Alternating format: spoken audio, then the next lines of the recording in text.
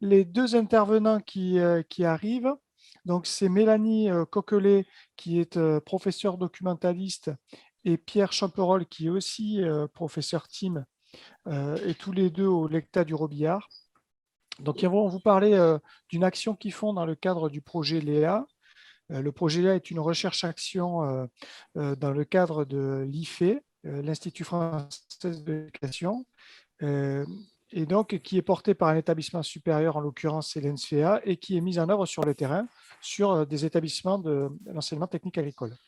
Trois établissements sont partenaires de CDA qui s'intitulent Léa Handi Access Scolagri, le Lecta du Robillard, donc, le LPA d'Oloron-Sainte-Marie et le Lecta de Toulouse-Osville. Donc, l'objectif de cela est de voir comment le numérique peut ou pas compenser les difficultés des apprenants porteurs de troubles des apprentissages. L'intervention de Pierre donc, se fait dans ce cadre-là, et de Mélanie, se fait dans ce cadre-là. Ils sont dans l'année 1 du projet et ils vont nous expliquer comment ils mettent en place un projet d'accueil des apprenants en situation de handicap et comment ils les accompagnent dans un espace dédié. Je vous laisse la parole, Mélanie et Pierre. Merci, merci Hervé. Alors effectivement, oui, il est important de préciser que c'est notre première année. Donc, on expérimente vraiment. On n'a pas forcément mis… enfin, on est vraiment en train de tester, de tâtonner, d'expérimenter. Voilà. Alors, on va d'abord peut-être présenter un peu l'établissement pour connaître un peu nos apprenants, finalement, si la diapo bien passée, voilà. Parce que pour nous, il nous semble important dans ce genre de dispositif déjà de bien connaître ces apprenants. Alors, on est un EPL donc basé en ex-Basse-Normandie, assez proche de Caen, en pleine zone rurale, donc en plein pays d'Auge, AOP, Livaro et autres fromages bien connus normands. L'établissement donc est composé de 3 sites, un lycée, un CFA, un CFPA, donc pour un total de 500 apprenants jeunes, 400 pour le lycée, une centaine pour le CFA, sur des filières très axées sur la production.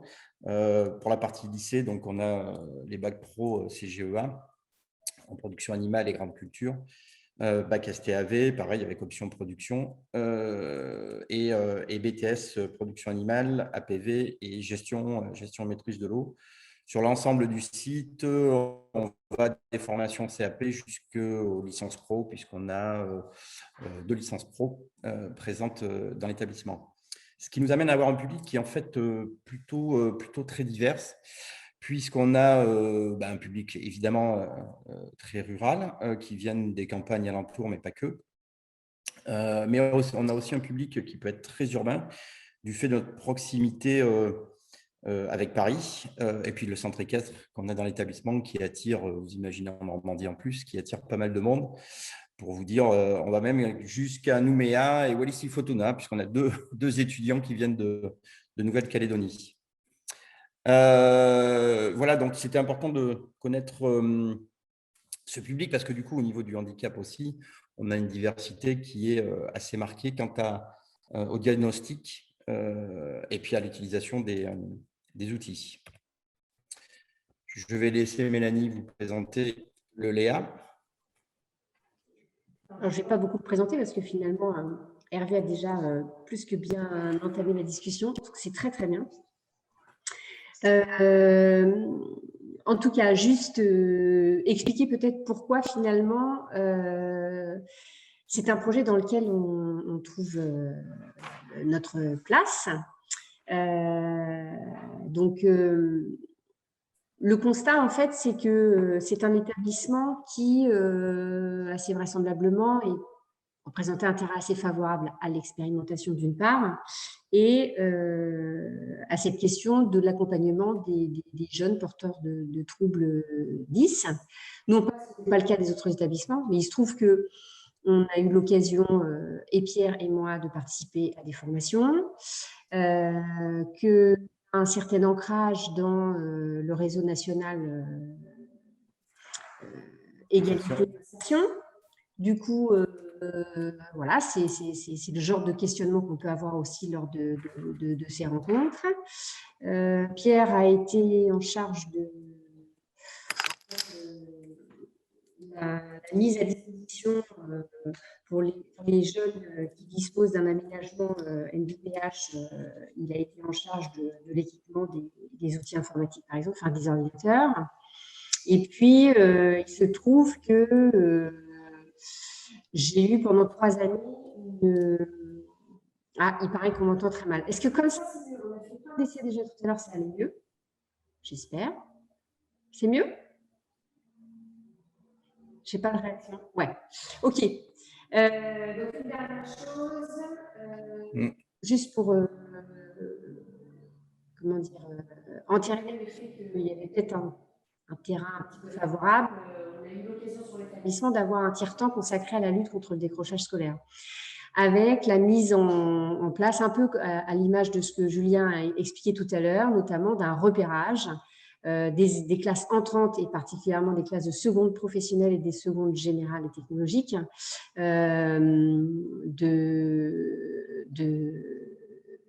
de certains troubles des apprentissages via le test ROC. Voilà. Mais ça, c'est des actions qui ont eu lieu, mais qui ont été initiées, mais dont on pouvait regretter qu'elles ne soient pas pérennes. Voilà. La grande opportunité, ça a effectivement été de rejoindre ce projet Léa avec notamment Oswil et puis le LPA de Laurent-Sainte-Marie, parce que ça crée une forme d'émulation quand même qui est indispensable pour ce genre de projet. Voilà. Il faut que j'accélère, j'avais dit qu'on parlait trop. Donc, il s'agit d'abord pour nous d'imaginer une stratégie pour redynamiser finalement l'accompagnement des élèves 10. Nous, on a considéré qu'il fallait finalement prendre le temps d'accompagner les accompagnateurs avant d'accompagner les apprenants. On est passé donc par cette phase qui nous paraît essentielle de formation et d'information. Donc, on a eu l'occasion de mettre en place une formation à distance menée par Laetitia Branciard, de main de maître, bien sûr. On a eu 26 stagiaires, des enseignants, des assistants d'éducation, des CPE, une AESH et aussi l'adjointe du lycée, tout comme l'adjointe du CFA. Voilà. De cette formation-là, il a été on a pu engager justement ce travail d'accompagnement à l'accompagnement. Ça peut paraître étrange, mais ça nous paraissait indispensable. C'est Pierre qui va vous expliquer ça mieux que moi. Oui, alors on a donc à l'issue de la formation, on s'est dit qu'il fallait quand même très très vite proposer des choses dans l'établissement, permettre aux enseignants de mettre en œuvre leurs propres outils, enfin mettre en œuvre dans leur propre pédagogie. Et on s'est basé sur l'idée du barcamp parce que les formations, on va dire un peu classiques en nombre, type avec un public notamment de profs, c'est pas toujours simple. Les barcamps fonctionnent souvent mieux en informatique, donc on est parti sur le principe du barcamp. On vient avec une réalisation et nous on propose des outils. Alors d'ailleurs, plus que dans de la réalisation, on a quand même fait beaucoup de démonstrations pour essayer déjà de démystifier un peu l'existant et faire comprendre à nos collègues qu'à l'issue de toutes les pistes que nous avait données Laetitia, on avait des outils faciles à prendre en main et ce, très, très rapidement. Alors, on s'est appuyé sur des outils qu'on dispose donc, dans l'établissement. J'en ai listé certains dans la diapo, là, comme Mirage 10. Alors, on a parfois des outils propriétaires, parfois des outils gratuits. Donc, Mirage 10 fait partie des outils payants, mais c'est une société normande et qui propose aussi de la réalité augmentée et de la réalité virtuelle. Donc, on a trouvé intéressant de mixer, de prendre cet outil. On a pu mettre en œuvre Natural Rider aussi, qui pour l'instant est gratuit. Alors, ça nécessite quand même une inscription, mais dans l'immédiat, c'est gratuit pour 1 an. Donc, ça permet de faire de la synthèse vocale de manière très, très efficace. On a un ENT en Basse-Normandie qui a vécu quelques soucis de stabilité, donc on l'a un petit peu mis de côté et on s'appuie dans l'immédiat sur une Google Suite, la Google Workspace, pardon. Et dans le cadre de cette suite, les Google Docs permettent aussi de faire de la dictée vocale plutôt efficacement. On a présenté les polices spécifiques Open 10 par exemple.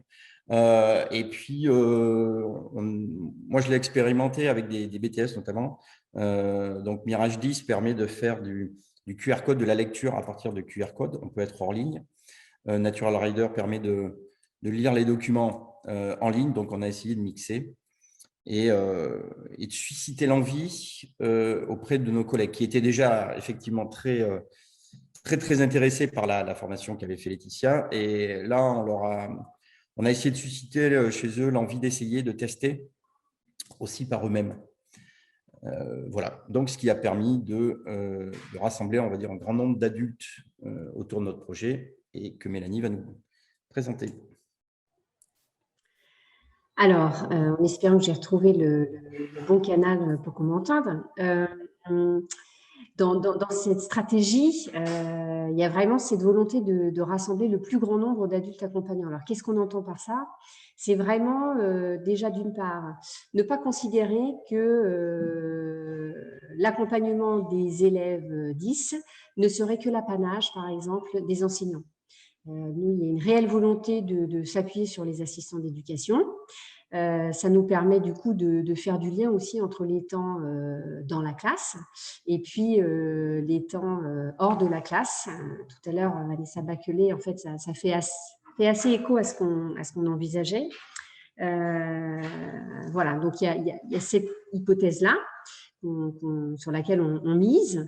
Et puis, il y a aussi finalement utiliser toute occasion pour que ça en devienne presque une culture d'établissement, que de se dire qu'on peut adapter ce que l'on fait sans être un as inconditionnel de l'informatique, mais en tout cas l'adapter au départ peut-être pour des élèves 10, mais ça va profiter au plus grand nombre. Voilà, donc toutes les occasions sont bonnes.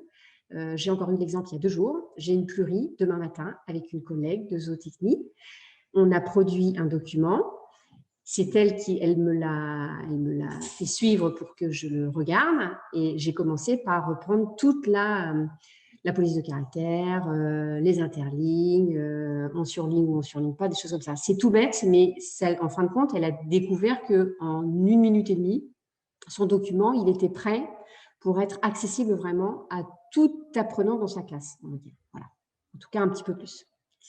Du coup, pour rassembler le plus grand nombre d'adultes accompagnants, on s'est dit que si on pouvait centraliser et les forces vives, si on avait un lieu dédié à cet effet-là, ce qu'on a appelé le tiers-lieu, ça pourrait peut-être porter vraiment le projet. Voilà.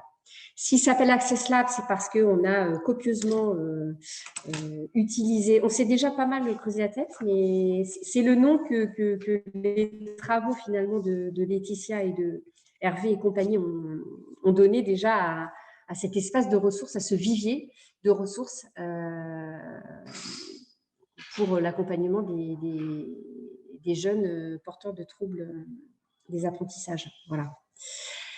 Alors, fort de cette stratégie en tête, on a essayé quand même de pas partir dans tous les sens et en tout cas de faire un état des lieux pour identifier les besoins spécifiques des apprenants 10 via un certain nombre d'outils et notamment un questionnaire qu'on a proposé à l'ensemble des apprenants de l'établissement. On vous a donné 2 exemples des réponses qu'on a pu obtenir et Pierre va sûrement mieux encore expliquer les choses que moi. Ouais, j'en doute pas. Oui, donc en fait, lorsqu'on a débuté le projet, on a un petit peu tâtonné, on ne savait pas trop où on allait. Et par contre, on savait qu'il fallait absolument identifier nos jeunes, avoir plus de précision sur eux. Parce que si on veut les accompagner, il faut déjà être capable d'individualiser, donc bien connaître leurs besoins. On s'est appuyé sur notre existant, on a tout simplement fait un Google Form, très, très simple, mais c'est vrai que la Google Suite nous a facilité un peu la tâche puisque chaque élève chez nous dispose d'une adresse mail au nom de domaine de l'établissement, c'est-à-dire @le-robiliard.fr. Donc, ça nous a permis de pouvoir l'envoyer facilement en utilisant aussi, bien sûr, Pronote. Mais on était sûr qu'entre le mail et Pronote, on allait toucher l'immense majorité de nos apprenants. Le déploiement est aussi simplifié avec cet outil, notamment parce qu'on récupère ces adresses mail et donc on peut mettre ces réponses assez facilement en parallèle avec les bases de données qu'on avait dans l'établissement, que tout le monde a sur Pronote, puisque tous les PAP sont indiqués sur Pronote, et sur le tableau dont dispose l'adjointe, où sont indiqués donc tous les PAP validés pour l'établissement. Donc, on est parti de ce questionnaire, on l'a dépouillé et à la suite de ça, on s'est dit il faut aller chercher les derniers qui nous manquent et on va s'appuyer sur des ressources humaines et notamment les assistants d'éducation. Mélanie, les lieux d'accueil. Et en plus de ça, je reprends mon micro. Oui, voilà. On va dire qu'on essaie vraiment de mettre à profit l'aspect collaboratif et coopératif du Léa. Voilà. Donc, d'un état des lieux, des besoins des élèves, des forces en présence, et bien, on en arrive à l'aménagement d'une salle, plus spécifiquement. Voilà. Qui sera équipé, comme on vous l'a décrit là, et surtout qui sera un lieu dans lequel aussi bien des adultes accompagnants pourront venir pour s'approprier des outils et modifier revoir la production de ressources, mais un espace aussi qui accueillerait les apprenants. En fait, dans la présentation de Julien, j'ai retrouvé beaucoup de choses de ce qu'on envisage de faire, sauf que peut-être que ce lieu serait un peu plus partagé, on va dire. Voilà. On vous a mis le descriptif, on ne va pas forcément s'arrêter beaucoup plus. Je ne sais pas si Pierre, tu veux ajouter quelque chose? Non, simplement rajouter le fait que… Pardon, excusez-moi, j'avais coupé mon micro. Juste préciser un petit peu que donc, ce lieu dispose d'une… En fait, c'est le lieu de stockage aussi d'une classe mobile. Donc, on a des ordinateurs à disposition en nombre très, très suffisant. Et on veut vraiment faire de ce lieu un lieu d'accueil et qui devient un réflexe auprès des jeunes. Donc, on va s'appuyer sur les assistants d'éducation et les profs qui s'impliquent aussi avec nous dans le projet pour aller un petit peu chercher nos apprenants à partir du questionnaire. Mais après, on a réussi à mettre en place une organisation qui va faire que ce lieu sera ouvert 3 demi-journées par semaine, avec des animateurs qui seront assez divers pour pouvoir mettre à l'aise les élèves. Ils pourront retrouver leurs profs, mais ils pourront aussi retrouver les AE du personnel de l'établissement. Et ils pourront réserver ces créneaux, soit via évidemment les outils numériques, mais aussi tout simplement une boîte postale, une boîte aux lettres, pardon, qu'on va mettre sur la porte dans l'idée aussi de ne pas forcément d'enlever le côté un peu de stigmatisation qu'il y a lorsqu'on va chercher l'élève. Et donc là, l'idée, c'était vraiment que les élèves viennent aussi par eux-mêmes. Voilà pour ce lieu. Et il faut qu'on accélère, je crois. Oui, effectivement, si vous pouvez… C'est la dernière. Il vous reste 3 minutes, allez. Ouais. Oui, juste un état des lieux aussi, cette fois, mais ce qu'on observe comme frein, comme levier, comme perspective en tout cas. Des leviers, on pense qu'on en a plusieurs. On a un soutien important de la direction, un léger financement, une mise à disposition d'un lieu, une formation continue, des personnels impliqués. Voilà ce qu'on vous a noté là. Après, dans les freins, c'est vrai que les filles ne se sont pas forcément impliquées de la même façon, mais on pense qu'on va pouvoir rattraper ça. Par contre, la crise sanitaire, ça c'est un frein qu'on a quand même un petit peu de mal à bien gérer, hein, surtout depuis hier soir. Néanmoins, on envisage encore des perspectives pour cette fin de première année de projet. Renouveler cette expérience débarquante, toujours être dans la co-construction avec une implication grandissante des assistants d'éducation. D'autres perspectives pour la deuxième année avec une préparation finalement de la rentrée et d'une procédure vraiment plus formalisée de cet accompagnement de l'élève. Voilà. Je crois que, moi, je voulais juste quand même ajouter une chose, c'est que ce qui est intéressant avec ce projet-là qui s'intéresse au départ peut-être un public particulier, c'est que finalement, ça résonne dans tout l'établissement et ça fait écho à d'autres problématiques. C'est vraiment dans la globalité, parce que l'élève se sent considéré, parce que l'enseignant a l'impression de mieux faire son travail, parce que l'assistant d'éducation, il a une place éducative. Et tout ça, ça nourrit aussi des questions qui relèvent plutôt du climat scolaire. Donc, on est plutôt content d'avoir rejoint ce programme-là.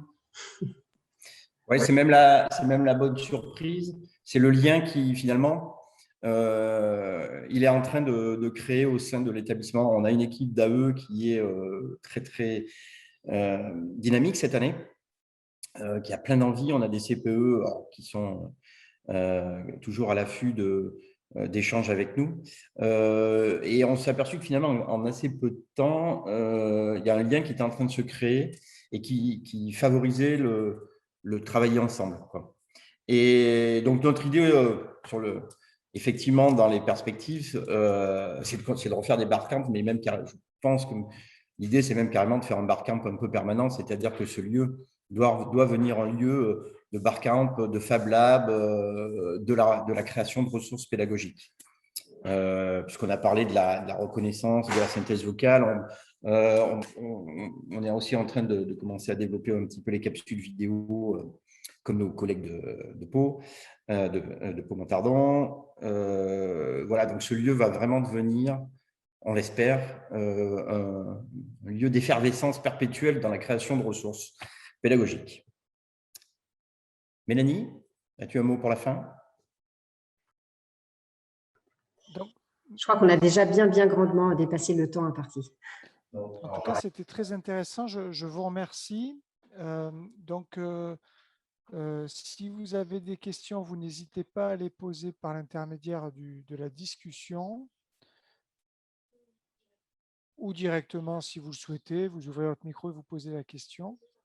Pour les deux intervenants, donc, je crois qu'il y avait une question, en attendant que les gens posent des questions pour Mélanie et Pierre, il y avait une question de Madame Isabelle Lobello. Oui, j'avais une question pour Julien, mais j'ai aussi une question pour Mélanie et Pierre.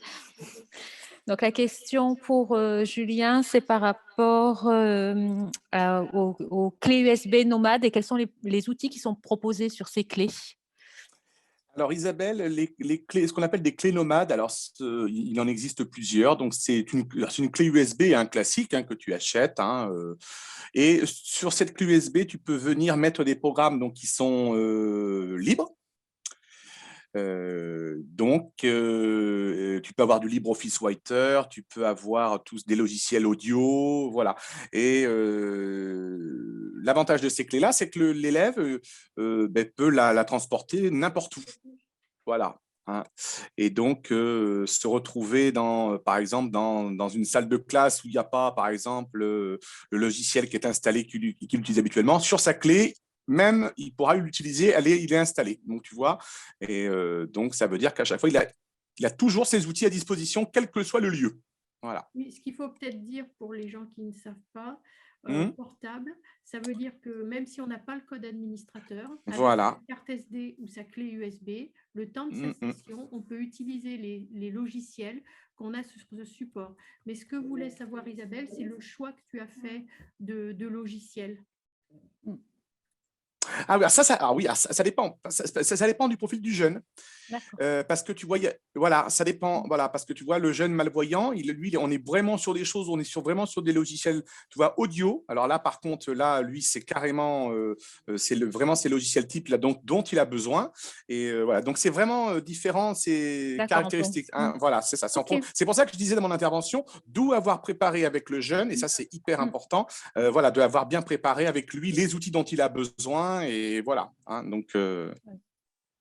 Alors, si je peux me permettre, Julien, juste pour ajouter une petite chose, je ne sais pas si vous l'utilisez vous, il y a VoFox, qui est la solution OpenOffice, alors qui est plus maintenue, je crois. Donc, voilà, il faut apprendre avec des pincettes, mais au moins dans l'immédiat, qui permet d'avoir une suite bureautique portable avec les outils de synthèse et de reconnaissance. Mais elle est plus maintenue. Oui. Mais je crois qu'elle n'est pas maintenue, Laetitia. Elle est sur LibreOffice. Oui, sur LibreOffice. Oui, alors j'ai une question maintenant pour Mélanie. Merci Julien, pardon. Merci beaucoup. Non, mais de rien. J'ai une question pour Mélanie et Pierre. Comment vous y prenez en fait pour fédérer les AE, les enseignants, enfin tout ce public? Est-ce que vous allez les voir un par un? Est-ce que vous faites une campagne de com au sein de l'établissement? Est-ce que c'est autour d'un café, d'un thé? Voilà, un moment d'échange. Voilà, moi, ce qui m'intéresse, c'est comment vous arrivez. Ah oui, alors Laetitia me dit oui, le café, le thé avec le confinement, mais en visio, je ne sais pas. Comment vous arrivez à fédérer en fait pour toutes ces personnes? On les menace en fait. Ah, mais je m'en doutais en fait. Non. C'est ça. Non, en fait, c'est presque eux qui sont venus à nous. Alors, je prends la parole, comme dit Laetitia, on est parfois un vieux couple avec Mélanie. Alors, je prends la parole, Mélanie prendra la suite. Il y a une partie qui est venue à nous naturellement. C'est-à-dire qu'on a beaucoup parlé, nous, du projet à nos collègues, du projet Léa, de ce qu'on était en train de chercher. Et on avait beaucoup de questions au départ. On ne savait pas trop où on allait. On a sauté sur l'opportunité du Léa, qu'on a trouvé ça génial. Et on remercie encore et toujours Laetitia de nous avoir offert cette opportunité. Mais on ne s'était pas posé les questions avant. Alors, du coup, ça nous a fait tâtonner un bon moment. Du coup, on s'est posé pas mal de questions. On a énormément discuté avec nos collègues habituels qui nous ont apporté quelques réponses et puis qui tout de suite ont dit nous, on veut bien faire partie du groupe de projet. Alors, notamment les CPE sont venus comme ça. On a parlé avec les CPE qui nous ont amené du coup les AE, qui ont sondé les AE, et les AE ont été ravis de la chose et sont venus nous voir. La deuxième étape, ça a été l'élément fédérateur, ça a été la formation Laetitia. Parce que je pense que dans l'établissement, malgré tout ce qu'on avait essayé de mettre en place, il y avait encore assez peu cette culture de l'adaptation des ressources, de la prise en compte du handicap par une partie des collègues. Parce que ce n'était pas une habitude, ce n'était pas un rejet, c'était juste une habitude ou un réflexe qui n'était pas pris. Mais quand on a proposé la formation, on a vanté la formation sur le mail, enfin on a fait de la pub. Et les gens qui ont suivi la formation ont vraiment tout de suite répondu présent pour le reste, en nous disant nous, on veut continuer. Donc, c'est vraiment cette formation qui a été l'élément fédérateur pour nos collègues. Mélanie, je ne sais pas si tu… Oui, moi, je dirais en fait qu'il y a vraiment l'implication de la direction et je pense qu'elle permet quand même beaucoup. Je m'explique, par exemple, le barcamp là, qui a eu lieu après la formation de Laetitia, dans les quelques personnes qui ont répondu dès le départ, parce qu'après, il faut accepter que certaines personnes aient cours sur ce moment-là et ne puissent vraiment pas se dégager. Il y a une enseignante, par contre, qui avait cours, mais qui souhaitait vraiment… On n'a pas réussi à déplacer son heure. Elle a été libérée de son heure. Elle a pu venir participer au parcours. Donc, c'est en ça aussi où, avec vraiment… on a eu cette chance-là, c'est que l'adjointe nous a dit il faut quand même qu'on aille jusqu'au bout de la démarche. Donc, pour cette fois-ci, elle ne fera pas son cours, elle viendra sur l'atelier. Voilà. Je pense quand même que l'implication de la direction, elle est essentielle. Après, très sincèrement, l'idée, c'est de nourrir les gens qui ont envie, mais que ça fasse tache d'huile. Tous les moyens sont bons, quoi. Et je pense qu'il va falloir quand même qu'on retourne dans la salle de la machine à café virtuelle aussi. Je rebondis, ça fait suite justement à la question d'Isabelle et vos propos. Est-ce que vous avez eu des réticences, voire des refus de la part d'enseignants dans l'acceptabilité des outils numériques au sein de leur classe? C'est de Cécile Rubagotti. Alors oui, mais il y a déjà longtemps. Donc, c'est un sujet avec Mélanie qui est un peu sensible pour nous parce qu'effectivement, moi, suite à la formation que j'avais faite avec Laetitia il y a quelques années, on avait essayé de mettre des choses en place. Mélanie avait mis énormément de choses en place avec les tests ROC, etc. Et c'est à ce moment-là où on a eu beaucoup du refus et puis surtout d'incompréhension. C'est-à-dire qu'on a eu des gens, effectivement, qui nous ont sorti des horreurs sur les dyslexiques, mais je pense par justement méconnaissance. Donc oui, on a eu des refus et des grosses difficultés, mais on les a passés déjà il y a y a quelques années, entre guillemets. C'est-à-dire que du coup, maintenant, cette phase-là qu'on attaque dans le LEA est un peu plus simple. Mais oui, je pense que c'est même le plus gros frein en établissement. Il vient de là. Et encore une fois, moi, j'appuie sur la formation de Laetitia parce que souvent, les refus, on les a parce que les gens ne connaissent pas le handicap. Et dès qu'on met en pratique, comme le fait Laetitia dans ses formations, dès qu'on fait toucher du doigt à nos collègues ce que c'est que le handicap et pourquoi il est nécessaire de les accompagner, ça va déjà mieux. Et puis après, je pense qu'à un moment donné aussi, on a arrêté la discussion en disant, bon, mais voilà, il y a des textes, donc c'est votre métier de les appliquer aussi. On n'a pas cherché forcément à ramener tout le monde à notre cause. On a essayé d'en convaincre le plus possible et les derniers, on leur a dit, ben, il y a des textes. Maintenant, faites votre boulot, ça fait partie de vos missions. Bon, moi, j'aimerais juste une chose parce que Pierre est toujours beaucoup plus enthousiaste que moi. Même si c'était il y a quelques années, cette levée de bouclier de la part de certains collègues, elle existe encore. Maintenant, on va dire que là, on travaille, notre énergie, on la canalise sur alimenter et nourrir ceux qui, effectivement, oseraient bien s'intéresser d'un peu plus près à cet accompagnement des élèves 10. Et voilà, on va faire chaque chose en son temps, je crois. Ouais. Après, les freins, ils sont… Cécile, les freins aussi, on les rencontre, nous, en tant que prof team, ceux qui sont présents là pour en témoigner comme moi. Il y a aussi l'outil informatique. Donc, en fait, on est quand même relativement confronté aux freins, aux refus d'intégrer l'outil informatique. Ça va aussi de pair. Je peux rebondir sur la question de Cécile, là, puis compléter ce que dit Pierre. Hein, donc, effectivement, pour l'histoire, si on a eu des réticences, voire des refus, oui, moi, j'ai le souvenir d'une collègue, effectivement, qui était très inquiète de voir arriver de ces outils, effectivement, dans sa salle de classe. Voilà, est-ce que je vais être enregistré? Est-ce que je vais être vu en webcam? Enfin, voilà, tout ça, ça a soulevé des grosses interrogations. Et effectivement, alors, après, cette collègue, elle est venue en formation et lui expliquer un petit peu comment l'outil fonctionnait, que c'était pas du tout… Enfin, voilà. Et donc, elle n'imaginait pas du tout, après cette formation, elle a bien compris effectivement comment fonctionnait l'outil pour l'élève. Et que, voilà. Mais il y avait une peur, hein, il y avait vraiment une peur au départ. Et le fait de vraiment de comprendre comment fonctionne l'outil pour l'élève, qu'il n'est pas du tout là pour enregistrer, qu'il y a des fonctionnalités, voilà. Donc, voilà. Donc, on essaye d'y répondre comme ça aussi, parce que effectivement, c'est aussi des questions auxquelles j'ai été confronté dans l'établissement. Julien, je te rejoins. Nous, on a été jusqu'à entendre, pourtant de la part de collègues très proches, il y a quelques années, d'entendre que finalement, il y avait des instituts pour les élèves à handicap. Donc, pourquoi là, si tu veux, là, c'était vraiment l'établissement. On l'a entendu. La collègue, ouais. La collègue, c'était vraiment la peur, là. Hein. C'était vraiment la peur de l'outil. Elle avait peur. Après, ce qui est tout à fait légitime, on peut, protection des droits de la personne, voilà, bien protéger. Voilà. Donc, tout ça, elle n'était pas rassurée, mais effectivement, après, elle est venue en formation et elle a pu, après, s'approprier et puis bien comprendre comment fonctionnait l'outil. Donc, voilà. Donc, mais c'est vrai que ça peut être des freins, effectivement, que les collègues aient peur de ce genre d'outils, quoi.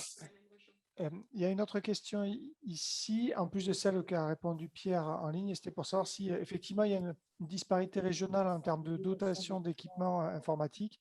Pour certaines régions, ils sont dotés d'ordinateurs, pour d'autres sont dotés de tablettes et pour d'autres rien du tout. Et oui, ce n'est pas une uniformité, on en a bien. Bon, là, a priori, effectivement, ils sont dotés. Alors, nous, excuse-moi, Herbert, on a beaucoup de chance. En Normandie, on va être clair. On a le Wi-Fi dans l'établissement à peu près partout. On a une bande passante très correcte. Un DRTIC qui se bouge.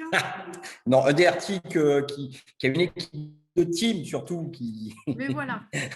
Non, on a un DRTIC effectivement qui est très agile, si on prend les termes à la mode. On a une région Normandie qui a toujours investi beaucoup dans les moyens informatiques. On a une bande passante très performante. On a la fibre optique, même si on est au milieu de la pampa. Là, Covid oblige, on a été doté dès octobre de classes mobiles avec plus que le droit, quasiment l'obligation de la fournir aux élèves qui n'en avaient pas pour qu'ils puissent assurer le distanciel. Et à la rentrée, effectivement, on va avoir un plan portable Donc, tous nos primo-entrants, seconde, pas BTS, donc seconde seulement, vont être dotés d'ordinateurs portables. Donc, effectivement, ça facilite quand même grandement les choses. Et ça permet de travailler sur l'accessibilité pour tous et pas se poser la question de la stigmatisation. Nous, clairement, le barcamp, on fait l'idée du barcamp, de ce tiers-lieu, etc. On n'aurait pas eu ces classes mobiles, ça aurait été compliqué d'acheter des ordinateurs dans l'établissement. On est contraint au niveau budget comme tout le monde. Hein. Bon, là, on ne s'est pas posé la question, on a une classe mobile. Il y a Isabelle qui a une super question, je lui laisse la parole. Je ne sais pas si c'est une super question, c'est une question plutôt d'ordre administratif. Julien, tu as parlé d'une décharge de 6 heures. Est-ce que, Oui. Dans quel cadre cette décharge? Est-ce que tu as une lettre de mission? Et ensuite, oui. Mélanie et Pierre, je ne sais pas si vous avez une décharge ou si c'est dans le cadre du Léa, en fait. Alors, pour répondre à ta question, Isabelle, moi, j'ai effectivement une lettre de mission qui m'a été remise dès mon arrivée, effectivement, avec toutes mes tâches qui me sont liées, voilà, signées, et voilà, bien cadrées. Et tout de suite, mais ça, c'est important parce que ça a permis tout de suite, tu vois, de clarifier les choses et de savoir ce que je faisais. Et voilà. Mais donc, et si tu veux, pas déborder sur le travail de d'autres collègues, parce que on est, voilà. Et donc, ça, c'est important dès le départ de savoir où on va et que ça soit cadré. Voilà. Donc, noter dans ta fiche de service aussi, donc l'aide de mission plus une décharge. L'aide de mission, voilà, que j'ai en début d'année scolaire, que je signe en début d'année scolaire, et puis plus ma fiche de poste, enfin ma fiche de service. Voilà. Et, voilà. Merci. Et pour nous, en fait, Isabelle, les profs team ont une décharge de 6 heures inhérente à leur statut pour s'occuper donc du réseau informatique, voilà, classiquement, mais aussi il y a un volet formation dedans, formation du personnel. Alors moi, c'est pas dans ma lettre de mission en tant que team, j'ai toujours l'administration et tout le reste aussi à faire, mais grâce au Léa, on a 1 heure prof, si je me trompe pas. Ouais, on a 1 heure prof. Alors après, c'est 2 heures semaine. Oui, 2 heures semaine, pas 1 heure. Oui. 2 heures semaine. Par chacun. C'est ça. Et puis, en fait, Mélanie aussi, mais on va en parler en tant que doc, n'a pas 18 heures de cours en face à face, ce qui nous permet d'avoir quand même des créneaux. Alors, c'est souvent du travail supplémentaire, c'est ce qu'on est en train de faire, mais ça nous permet, nos 2 statuts un peu particuliers nous permettent d'avoir du temps où on peut travailler ensemble, parce que souvent, c'est ça le problème en établissement. Et là, on arrive globalement, on arrive toujours à se bloquer une demi-journée par semaine pour évoquer, travailler, échanger, enfin, pour fonctionner sur ce projet, quoi. Bon, il est toujours aussi enthousiaste. Hein. Alors, bon, on va dire que la semaine de Pierre, elle est, je sais pas, elle est extensible sûrement. Si, on dégage. Disons qu'en fait, là, qu'est-ce qui était important, c'est qu'il y ait une reconnaissance. Effectivement, le Léa nous offre ça quand même, hein, on ne va pas dire le contraire. En tant que documentaliste, et parce que tu connais bien le fonctionnement Isabelle, mais pour les autres, je peux expliquer aussi, on peut avoir un temps un peu à l'image des teams, avec leurs 6 heures d'animation, on va dire d'extériorisation. Je peux piquer un peu aussi sur ce temps-là en accord avec mes collègues. Voilà, c'est un peu ça l'idée, quoi. Mais on va dire qu'il faut il faut qu'on nous dégage un temps, mais que clairement le temps engagé, réellement, il est quand même beaucoup plus important que ce qui est écrit sur la feuille. Mais bon, c'est comme ça, quoi. On en verra les petits après, il faut espérer. Ouais, et puis rappeler aussi ce qu'a déjà dit Mélanie tout à l'heure, c'est l'appui qu'on a avec la direction. Parce que c'est vrai que du coup, on peut passer du temps dessus, même si ça empiète sur d'autres tâches. La direction est consciente de l'importance du sujet et nous laisse beaucoup de marge. Voilà. Mais moi, enfin, que ce soit Mélanie ou moi, si on explique à notre directrice qu'on a besoin de prendre qu'il y a telle formation, telle chose à faire, décaler les cours ou répondre à une demande avec 3 semaines de retard parce qu'on a privilégié plutôt le travail sur le Léa, la direction nous suit. Donc, je remercie les 3 intervenants pour ce premier atelier.